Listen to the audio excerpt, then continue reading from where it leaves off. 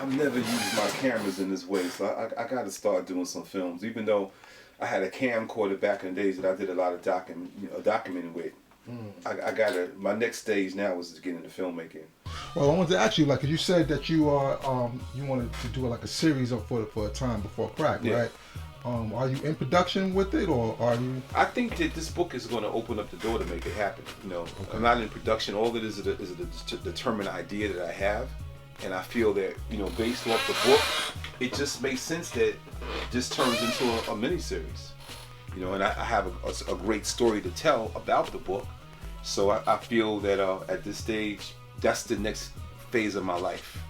I have to tell this story because I feel with the impact that Roots had on my generation, you know, a mini-series, hopefully with a time before crack, it could be used as an example to show this generation and remind my generation how life was. And I wrote a good story, a really positive story, you know, about how life was. And some people debated with me. Oh, so this is like scripted, kind of. Yes, it's a script. I wrote a script. I wrote 5 episodes. Oh wow! 5 episodes based off my experience coming of age. It's all true story, actual fact. So this is not a documentary. It's a true story about, you know, it's a combination about my life and the lives of other people, but it's just about, you know, coming of age back in the 1970s and what life was like back then, and relationships. You know, it's a part of it is a love story, because a brother meets a sister, and it reminded me of a sister I met, you know, before I went into the military, and how I met her and the type of woman that she was, a refined woman, and their conversation, how they interact with each other.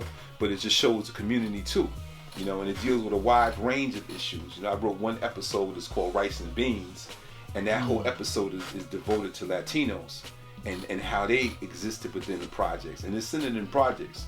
I call the projects the Brooklyn houses, you know what I mean? So it's not like a real project, but it's a project that represents Brooklyn. It's all about Brooklyn. Right. It's a good story, you know, and it deals with Vietnam, because we don't talk enough about the Vietnam War and what it was like for these guys coming home from the war.